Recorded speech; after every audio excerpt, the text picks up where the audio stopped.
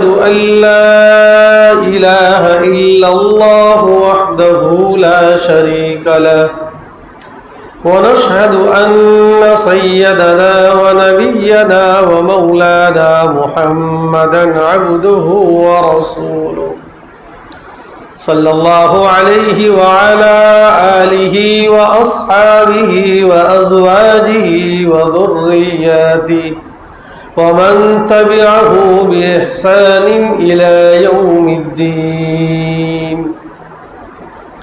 أما بعد فأعوذ بالله من الشيطان الرجيم. بسم الله الرحمن الرحيم. وإنك لعلى خلق عظيم. وقال تعالى: لقد كان لكم في رسول الله أسوة حسنة. وقال النبي صلى الله تعالى عليه وسلم: المسلم من سلم المسلمون من لسانه ويده، أو كما قال عليه الصلاة والسلام. بزرگان محترم، معزز سامعین کرام، حق تعالی شانوں نے ہمیں اپنے نبی کے ذریعے مقدس پاکیزہ دین عطا فرمایا. یہ دین سراسر بھلائی، خیر اور کامیابی کا نتیجہ اور ذریعہ ہے. جب ایک پکا اور سچا مسلمان قرآن اور حدیث پر اور آپ کی لائی ہوئی شریعتوں پر اور آپ کی لائی ہوئی مقدس باتوں پر اور آپ کی بتلائی ہوئی سنتوں پر عمل کرتا ہے، حق تعالی شانو دنیا اور آخرت دونوں جہاں کی کامیابی نصیب کرتا ہے. حضور اکرم صلی اللہ علیہ وسلم کے دنیا میں آنے کے 3 مقصد تھے. والذی بعث بالأمیین رسولا منہم یتلو علیہم آیاتہ ویزکیہم ویعلمہم الکتاب والحکمہ. سورہ جمعہ کی اس آیت میں حق تعالی شانوں نے اپنے نبی کے بھیجنے کا مقصد بتلایا کہ نبی دنیا میں کیوں آتے ہیں، اور آخری نبی کا مقصد بتلایا کہ حضور اکرم صلی اللہ علیہ وسلم کو ایک امی اور ان پڑھ خاندان میں سے آپ کو نبی بنا کر بھیجا، اور ان کا کام یتلو علیہم آیاتہ، قرآن کریم کی آیتیں پڑھ پڑھ کر سناتے تھے. یزکیہم، ان کے ظاہری باطنی اخلاق، بگڑے ہوئے اخلاق کو سدھارنے کے لیے، ان کے دل کی صفائی کے لیے آئے. والحکمہ، اور حکمت، قرآن اور حدیث کی باتیں بتلانے کے لیے آئے. آپ کا قرآن پڑھنا، قرآن پڑھانا، قرآن سننا، قرآن سنانا، اس لیے آپ نماز میں اور آپ کے صحابہ قرآن پڑھتے تھے. بڑے بڑے کفار مکہ آپ کا قرآن سننے کے لیے آتے تھے. جیسے لوگ مشاعرے میں راتوں کو جاگتے تھے، قسمیں کھا کھا کر جاتے تھے کہ نہیں جائیں گے، حضور کو دشمن سمجھتے تھے، لیکن پھر بھی حضور کا قرآن سننے کے لیے جاتے تھے. اور دشمنوں سے دشمن چھپ کر جاتے تھے. کبھی یہ دیکھ لے گا ابو جہل، اخنس چھپ کر جاتا تھا، ابو جہل چھپ کر جاتا تھا، لیکن تینوں اتفاقی وہیں جمع ہو جاتے. یہ آپ کا قرآن پڑھتے تھے، دلوں میں اثر کرتے تھے. حالانکہ قرآن میں وقال الذین کفروا لا تسمعوا، یہ کہتے تھے ان کے قرآن کو مت سنو، قرآن پڑھے تو شور و شغب کرو، تاکہ یہ قرآن کا اثر تمہارے بچوں پر، عورتوں پر نہ ہو. دوسری بات ہے تزکیہ، تصریح. اسلام پاکیزہ مذہب ہے، پاکیزگی کو بیان کرتا ہے. اور اسلام ظاہری باطنی، جیسے جمعہ کے دن کپڑا پہننا، غسل کرنا، خوشبو لگانا، پاکیزگی کی تعلیم دی، ویسے روحانی طور پر بھی پاکیزگی کہ دل کو حسد سے، کینہ، بغض و عداوت سے، دنیا اور مال کی محبت سے ختم کر کے اللہ اور اس کے رسول کی محبت کو داخل کیا جائے. اس لیے سارے بیماری جو ہوتی تھی ان بیماریوں کا حضور اکرم صلی اللہ علیہ وسلم نے طریقہ بتایا کہ اس طرح عمل کرنے سے آپ کے دل میں سے تکبر، بڑائی، گھمنڈ ختم ہو جائے گا. اللہ کی محبت آئے گی، مخلوق کی محبت آئے گی. جیسے اپنے بال بچوں سے آدمی محبت کرتا ہے، پڑوسیوں سے، ماں باپ سے، رشتہ داروں سے، اور ہر ایک سے اس طرح محبت سے پیش آ کر معاشرے اور خاندان کا ایک بہترین فرد بن کر زندگی گزارتا ہے کہ جس کی زبان سے، جس کے ہاتھوں سے، جس کے اشاروں سے، جس کی خوشی سے، جس کی غمی سے کسی مسلمان کو تکلیف نہ پہنچے۔ مسلمان تو اس کو بتایا، کامل مسلمان۔ آج نام کیا رہ گئے مسلمان، کہ جس کی وجہ سے فہرست میں نام تو مسلمانوں کا ہے لیکن کام سارے کا سارا غیروں کا ہے۔ کفار مکہ دشمن تھے، تکلیف پہنچاتے تھے، لیکن پھر بھی امانتیں حضور کے پاس رکھتے تھے کہ یہاں امانتیں ضائع نہیں ہوں گی۔ اس زمانے میں بینک نہیں ہوتے تھے، یہ حضور کی ذات ہی بینک تھی، سارا پیسہ آپ کے پاس رکھتے تھے۔ اس لیے ہجرت فرما کر جانے لگے تو حضرت علی سے کہا کہ یہ لوگوں کی امانتیں ہیں، تم امانتیں دے کر میرے پاس آ جانا۔ معلوم آپ جا رہے، امانتیں سپرد کر کے جا رہے، آج تو کھا گئے اور ماشاءاللہ حج عمرے بھی ہو رہے، اور کسی کی زمین دبا لی تب بھی حاجی صاحب، مال دبا دیے حاجی صاحب۔ ارے دور کی بات، ماں باپ کو تکلیف پہنچا دے، اپنے بڑوں کو تکلیف پہنچا دے، پھر اسلام اور مسلمانوں کا تو کچھ نہیں گیا۔ حضور اکرم صلی اللہ علیہ وسلم نبی بن کر آئے، آپ کی نبوت کی بشارت توریت، انجیل، زبور، آسمانی ساری کتابوں میں موجود۔ آپ اشرف الانبیاء، امام الانبیاء، یہ ساری باتیں ہم جانتے ہیں، لیکن کب تک؟ ربیع الاول کا مہینہ آیا، دھنسل یخر کا دم۔ آپ کی سنتوں تو 360 دن صبح سے شام تک زندگی کی ہر گھڑی میں یہ آپ کی سنت اور آپ کا مقدس لایا ہوا دین ہم سب کے لیے کامیابی ہے۔ یہودیوں نے آپ کو آزمایا، عیسائیوں نے آزمایا، کسی نے گالی دے کر آزمایا، کسی نے پتھر برسا کر، کسی نے جھوٹا بول کر، کسی نے مجنون اور پاگل بول کر، حضور ہر ایک کے کامیاب ہوئے۔ آپ کے اخلاق کتنے بلند و بالا تھے، گالی دینے والے کو آپ نے پھول برسائے، بددعا دینے والے کو دعائیں برسائے۔ طائف کے جاگداز واقعہ زندگی میں حضور نہیں بھولے، آپ کو پتھر مارا گیا، ستایا گیا، لیکن قربان جائیے سرکار دو عالم صلی اللہ علیہ وسلم کی مقدس پاکیزگی اور آپ کی شرافت اور کرامت اور عظمتوں پر لاکھوں سلام کہ حضور اکرم صلی اللہ علیہ وسلم نے ایک لفظ غلط بولا ہو یا کسی کو مارا ہو، کوئی حدیث میں بتلا نہیں سکتا۔ زندگی پر آپ نے کسی، نہ اپنی بیوی کو، نہ باندھی کو، نہ خادم کو، خادم کہتا ہے جس سے 10 سال خدمت کی، وہ کہتا ہے کہ حضور جیسے میں نے اخلاق نہیں دیکھے، 10 سال میں نے خدمت کی لیکن کبھی حضور نے مجھے اوف تک نہیں کہا کہ یہ کام کیوں نہیں کیا، یہ کام کیوں کیا، ایسا بھی نہیں کیا۔ یہ آپ کے بلند و بالا اخلاق۔ ساری بیویاں صدائیں دے رہی، گھر کے لوگ بتلا رہے، باہر کے لوگ بتلا رہے، اور تاریخ میں ایسے واقعات ایک نو نہیں بے شمار واقعات بھرے ہیں، جس کو پڑھتے ہیں، سنتے ہیں، دماغ رہ جاتا ہے کہ کتنے بلند و بالا اخلاق۔ ظاہری پاکیزگی، امام ابو داؤد رحمۃ اللہ علیہ نے کتنے ابواب قائم کیے، وضو کرنا، غسل کرنا، مسواک کرنا، کپڑوں کو صاف کرنا، 25 یا 27 باب امام ابو داؤد نے بیان کیے پاکیزگی پر۔ آج اب کا مسلمان، اس کی ذہن میں گندگی، دل و دماغ میں گندگی، گھر میں گندگی، چہرے پر گندگی، بیویوں میں گندگی، کپڑے یاد آتے ہیں شادی کے موقع پر، اچھے کپڑے اسی کو پہنتے ہیں، لوگوں کو دکھلاوا ہو گیا۔ مسلمان تو ہر گھڑی پاک رہتا ہے۔ ہمارے نوجوان کو کہیں نماز میں ناپاک ہوں، بولتے ہوئے بھی شرم نہیں آتی۔ مسلمان کبھی ناپاک ہوتا ہے؟ مسلمان تو ہمیشہ باوضو آتا ہے، نہیں آئے گا۔ جنازے کی نماز میں بھی ایک بڑا طبقہ باہر کھڑا رہ کر یہ بتلایا کہ ہم ناپاک ہیں، باپ اور چچا کا جنازہ ہے لیکن ہم اس پڑھنے کے قابل نہیں، یہ اپنے کردار سے بتلاتے ہیں۔ کتنے افسوس اور شرم کی بات ہے، جس باپ نے قربانی دی، جس باپ نے پرورش کی، جس باپ نے اتنا سارا سکھایا، لیکن افسوس کے باپ نے سب کچھ سکھایا، دین نہیں سکھایا، اس لیے وہ باہر کھڑا ہے، ورنہ تو باپ کی جنازے کی نماز خود پڑھاتا۔ آج ہم اپنی اولاد کو سب کچھ سکھاتے ہیں، افسوس کی بات ہے دین نہیں سکھاتے۔ دنیا میں شور ہے، یہ سکھاؤ وہ سکھاؤ، مدرسہ میں یہ سکھاؤ، ہم بھی کہتے بھائی تمہاری کالج اور اسکول میں بھی دین سکھاؤ۔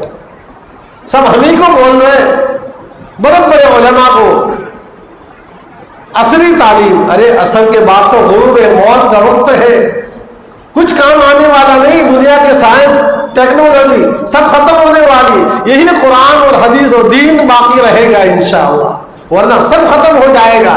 دنیا کی سائنس اور ٹیکنالوجی آپ پڑھ کر بڑے ہو جاؤ، آپ کا نام ہو جائے گا، اچھی سے اچھی تنخواہ ہوگی، لیکن موت کے وقت آپ کو کلمہ نصیب نہیں ہوگا۔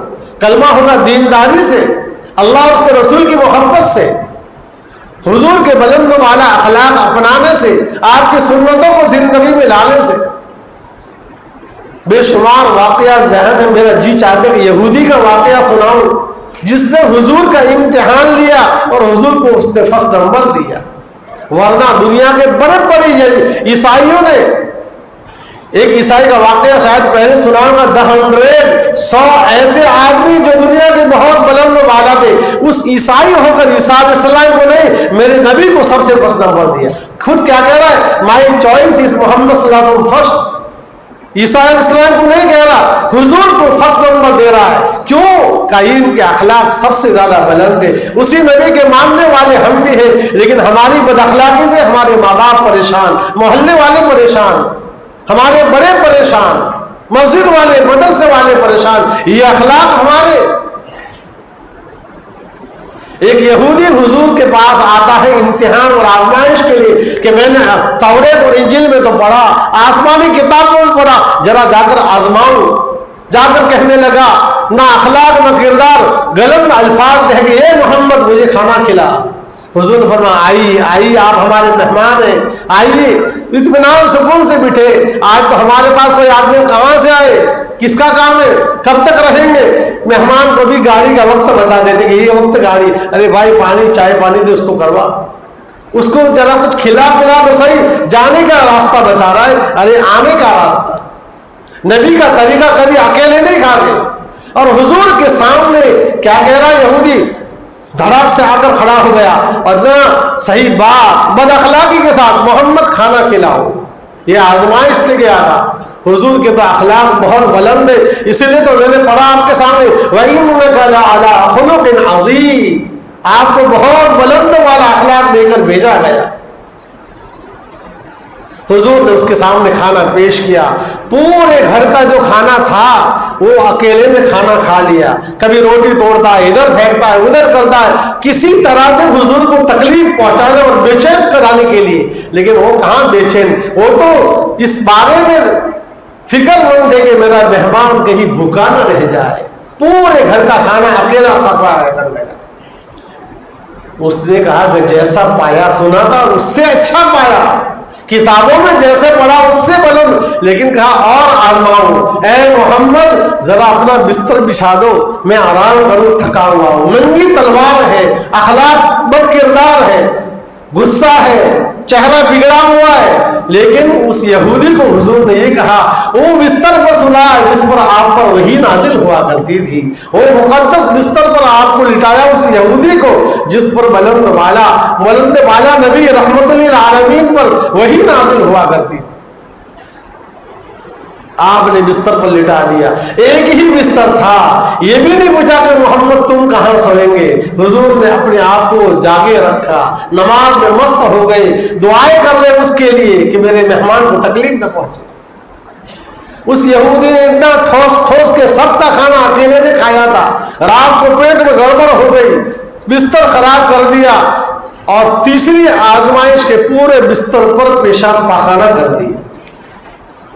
یہ صرف آپ کو تکلیف دینے کے لیے، آپ کے اخلاق کو آزمانے کے لیے کہ محمد کیسے ہے، جو زبان سے بولتے ہیں ویسے ہے، آج ہم میٹھی ہم تو باتیں کرتے ہیں، لیکن جب موقع آتا ہے فوراً غصہ ہو کر بتا دیتے کہ ہم کتنے بد اخلاق ہیں۔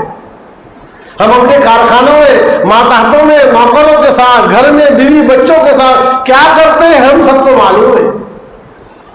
ذرا دوست تیز ہو گیا، ذرا کھانا آگے پیچھے ہو گیا، کھانا اٹھا کر پھینک دیا، یہ ہماری بد اخلاقیاں۔ اس لیے گھر میں شوہر آتا ہے، بیویاں کانپنے لگتی، اتنے بد اخلاق۔ ماں کے سامنے بول دیا، جس ماں نے بولنا سکھایا، جس ماں نے اس کے بولنے پر خوشیاں منائی، آج اس کے بول سے ماں کے دل کو چھلنی کر رہا، ماں کو تکلیفیں پہنچا رہا، یہ ہماری بد اخلاقیاں۔ اور ایک طرف دیکھیے حضور کے بلند والا اخلاق اس کو گھائل کر کے رکھ دیا۔ وہ تو صبح سویرے ڈرتا ہوا چلا گیا کہ کہیں وہ دیکھ لیں گے، عمر جیسا جلالی آئے گا تو تلوار سے ٹھکانے لگائے گا، فوراً پیشاب پاخانہ کر دیا اور اندھیرے میں بھاگنے لگا۔ حضور تہجد میں مست تھے، بہت دیر کے بعد کہا جاؤ دیکھو تو صحیح میرا مہمان کا کیا حال ہے۔ داخل ہوئی کمرے میں چھوٹے سے حجرے ہوتے تھے، حضرت عائشہ فرماتی ہے رضی اللہ تعالیٰ عنہ، حضور کا چھوٹا سا حجرہ مسجد نبی کے پاس تھا جس میں 2 آدمی ایک سو سکتا تھا، مشکل سے 2 آدمی۔ حضرت عائشہ فرماتی ہے رضی اللہ تعالیٰ عنہ جب حضور تہجد پڑھتے کبھی میرے پیر لمبے ہوتے، حضور سجدے میں آتے اشارہ کرتے میں پیر ہٹا دیتے، اتنا چھوٹا حجرہ تھا۔ آج ہمارے مکانات تو بڑے ہو گئے، دل بہت تنگ ہو گئے، نہ مہمان کے لیے ہے نہ مسافر کے لیے ہے نہ اپنے ماں باپ کے لیے، سب کچھ بنا دیا لیکن ماں باپ کے لیے دروازے بند، رشتہ داروں کے لیے دروازے بند، لاکھوں کما رہے لیکن نہ امام صاحب کے لیے ہے نہ مؤذن صاحب کے لیے نہ کسی اللہ والے کے لیے، بس خود ہی کما کر کھا کر مست ہو رہا ہے۔ پھر حضور اکرم صلی اللہ علیہ وسلم دیکھا کہ میرا مہمان، آپ کو بڑی فکر ہوئی کہ کہاں گیا میرا مہمان، کہیں اس کو تکلیف تو نہیں پہنچی، دیکھا کہ بدبو آ رہی، پیشاب پاخانہ کیا ہے بستر پر۔ حضور اکرم صلی اللہ علیہ وسلم اپنے ہاتھ سے پانی لے کر اس کو دھو رہے، حضرت بلال آئے کہ اللہ کا رسول اس کام کے لیے آپ کے آنکھوں میں آنسو آ گئے۔ بلال نے کہا کہ اللہ کا رسول میں خدمت کے لیے حاضر ہوں۔ حضور نے فرمایا نہیں، یہ اپنا کام ہے میں خود کروں گا، بلال کو نہیں کرنے دیا۔ اب یہ اتفاق ہے جو گیا تھا یہودی تلوار بھول کر گیا تھا، اس کو یاد آئے کہ ابھی تو محمد سوئے ہوں گے، ان کے اصحاب سوئے ہوں گے، حضرت جلالی عمر بھی سوئے ہوں گے، اس سے پہلے میں اپنی تلوار لے کر جاتا ہوں۔ چنانچہ واپس آیا، دیکھا تو حضور مقدس نبی، مقدس پاکیزہ بلند بالا اخلاق والے نبی اپنے مبارک ہاتھوں سے اس یہودی کے ناپاک کپڑے اور بستر کو دھو رہے ہیں۔ اس نے دیکھا تو حیران ہو گئے، اے محمد بستر بعد میں پاک کیجئے، پہلے مجھے کلمہ پڑھا کر مجھے پاک کیجئے۔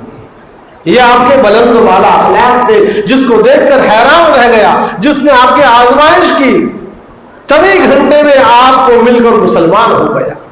ایسے ایک دو نہیں، طبرانی ابن حبان اور بیہقی نے بھی دوسرا واقعہ ذکر کیا۔ ایک یہودی حضور کے ساتھ کچھ معاملہ کرتا ہے لین دین کے بارے میں، حضور کو اور حضور کے سارے خاندان کو گالیاں دے رہا ہے۔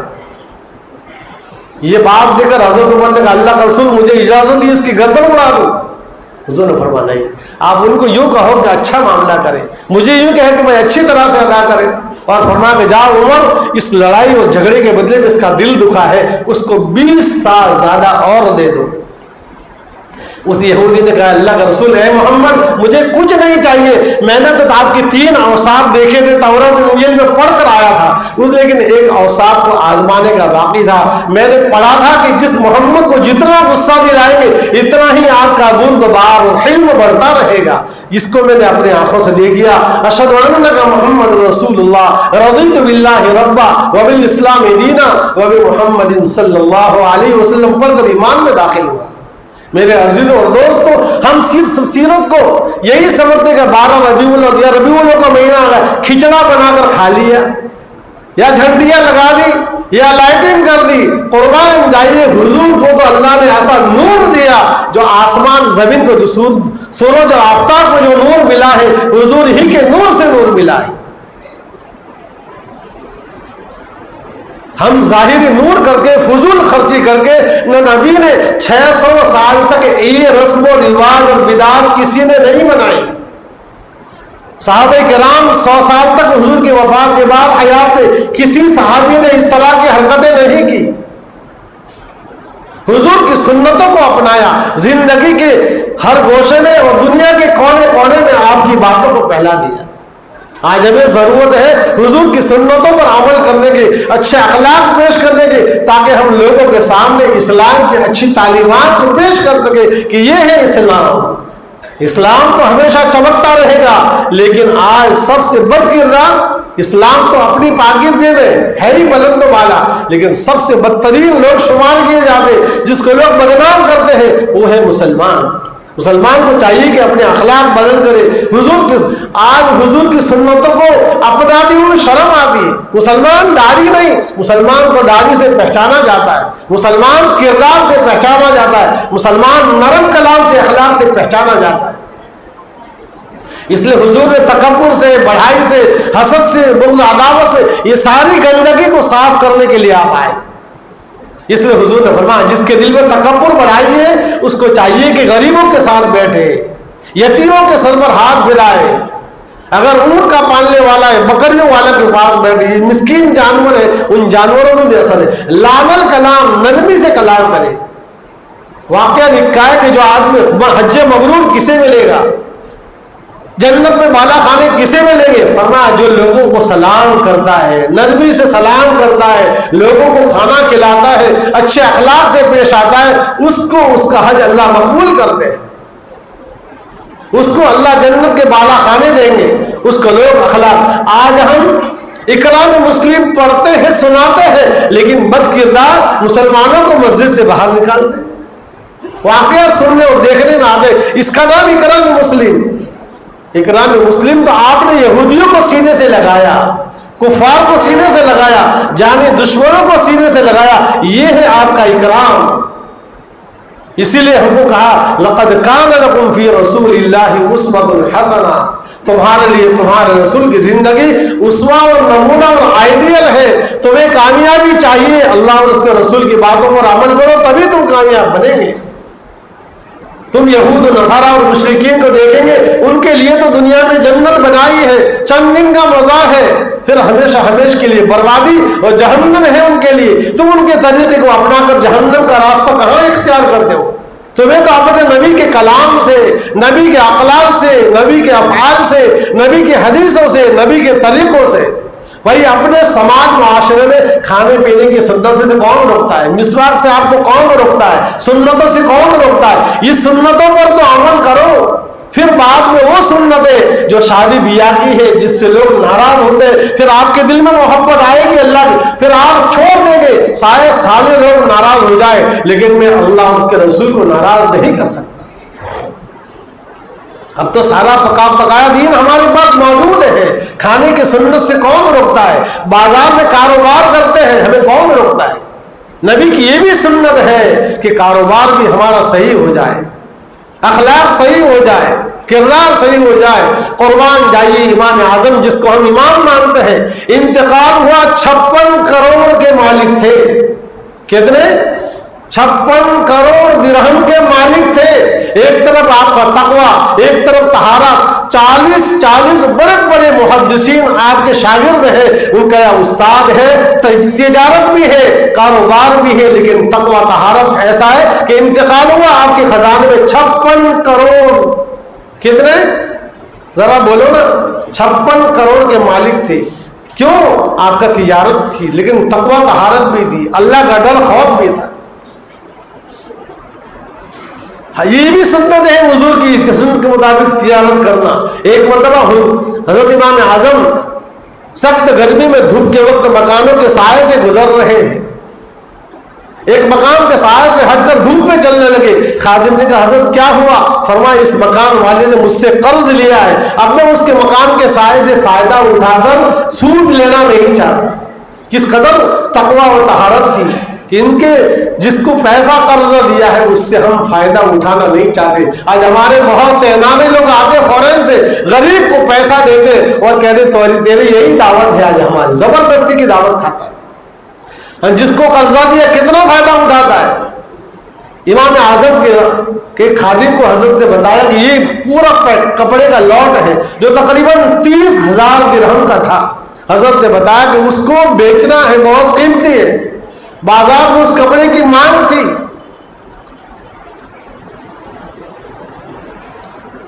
اس خادم نے دیکھا کہ بازار میں بہت مہنگا ہو کپڑا. اس نے کہا تھوڑے دن اور ٹھہراؤ تاکہ اس کا بھاؤ اور بڑھے.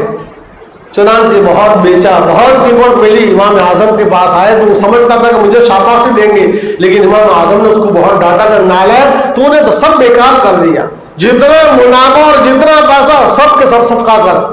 کہا حضرت کیا ہوا؟ تو نے ذخیرہ اندوزی کی، جس وقت مسلمانوں کو اس کپڑے کی ضرورت تھی تو نے گھر میں دبا کے رکھا. اور ڈبل پیسہ کمایا. اور آج ہمارے یہاں لاک ڈاؤن میں کبھی کرفیو کبھی حالات ہوتا ہے, دودھ کی ایک تھیلی ڈبل بھاؤ. لاک ڈاؤن میں ایک گٹکا, ایک آدمی نے بتایا 350 کا ایک گٹکا کھایا گیا. کتنا بھاؤ بڑھا دیتے, جب موقع آتے برابر چھریاں پھراتے. تب بھی ہم پکے مسلمان اور حاجی صاحب ماشاء اللہ. اس کا نام سنت ہے. یہ ضرورت ہے ایسے موقع پر حضور کی سنتوں کو اپنانا, لوگوں کے ساتھ نرمی کرنا, لوگوں کے ساتھ اخلاق پیش آنا. اخلاق کا نام ہی تکلیف برداشت کرنا. حضور نے خود بھوکے رہ کر دوسروں کو کھلایا, اور آج ہم ایک دودھ کی تھیلی کا بھاؤ 100 روپے لے رہے, لوگوں کو ستا رہے, لوگوں کو تکلیف پہنچا دے. مال موجود ہے, حالانکہ یہ ذخیرہ اندوزی نہیں تھا, تھوڑے دن کے لیے تھا. پھر بھی فقہائے کرام کے یہ بڑے تھے, اس لیے احتیاط کے ساتھ تجارت کی. اس لیے جب انتقال ہوا ان کے خزانے میں 56 کروڑ روپے اللہ نے اتنے سارا مال دولت دیا. کئی ملکوں میں آپ کا کپڑا جاتا تھا, کئی ہزار لوگ کاروبار آپ کے پاس لے جا کر کرتے تھے. یہ تجارت تھی. بس ہمارا معاملہ کیا ہے, وقت نہ ہم نے قرآن کو دیکھا نہ حدیث کو دیکھا, بہت سا کام دیکھا دیکھی کر لیا. اس لیے چراغا کرنا, یہ کرنا, یہ سب شریعت کے خلاف, سنت کے خلاف ہے. ہم کو چاہیے کہ غلط ہے, بالکل غلط کو غلط کہو, اس سے بچو. تاریخ میں لکھا ہے کہ عید میلاد منانا کہاں سے شروع ہوا؟